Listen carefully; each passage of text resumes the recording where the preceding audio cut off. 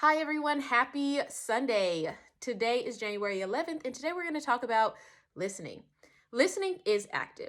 A lot of people say active listening and they go into depth about what is active listening. Listening is already active, it's a verb.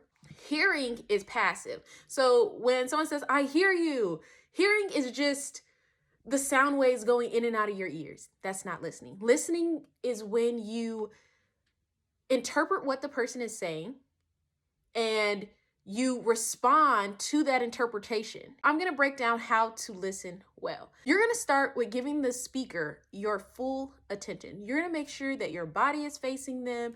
If someone is on this side, you're going to turn your body to face them. I do think it's okay if you turn your head to face the person that's speaking, but it is better to turn your body towards the person that's speaking, just so that they know that they have your full attention.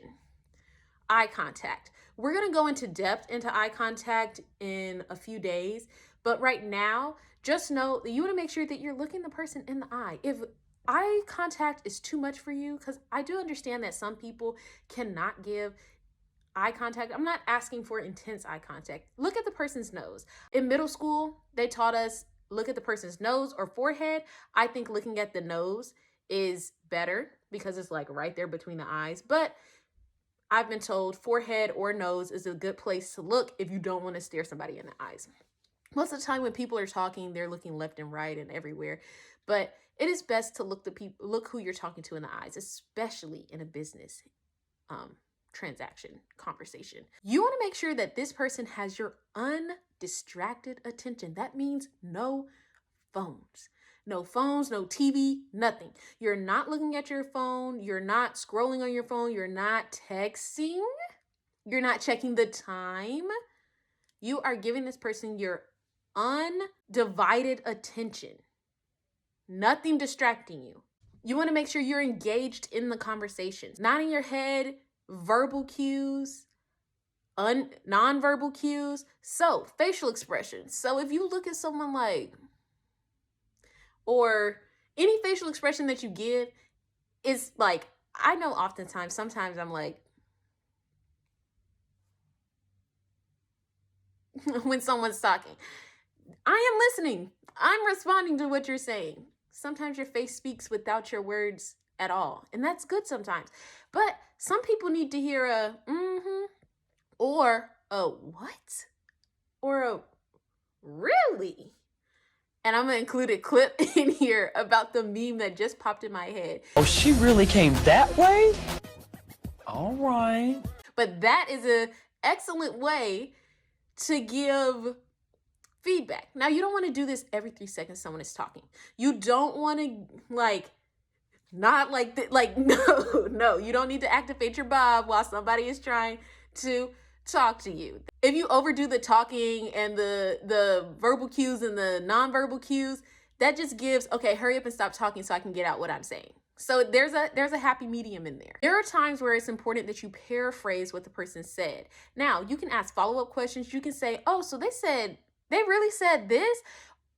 Or anything along those lines. If it's a discussion about something, someone's telling you how you made them feel, you can say something along the lines of, all right, so what you're saying is when I do this, it makes you feel this way. Or when I did this, it made you feel this way. And you can give space for that person to confirm or deny what you're saying, or clarify some things for you. That's one of the examples, but there's many examples of when paraphrasing is important and also warranted. Other than paraphrasing, there's follow-up questions. So you can ask someone how they feel about something. You can ask someone, wait. So this happened and this happened and that happened? What?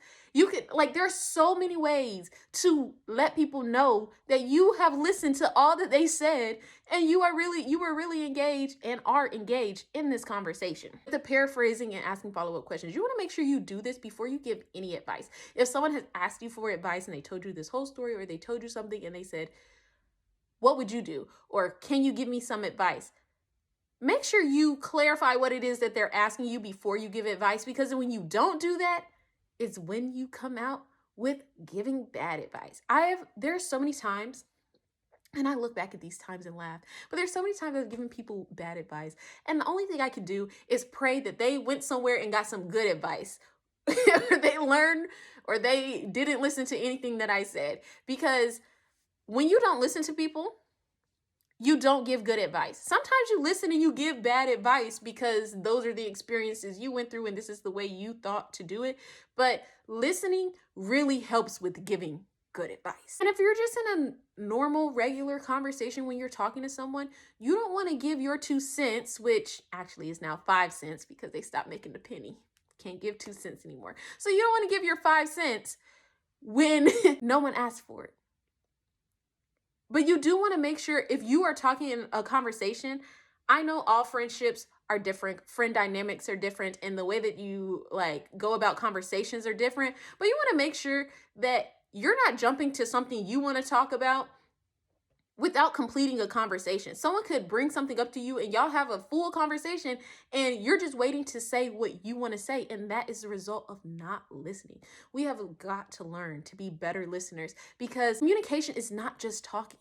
If you don't listen well, you can't communicate well. And Acting for the Camera, the book that I'm reading for my acting book, one of the acting books that I'm reading, it talks a lot about listening and how listening is important in acting as well.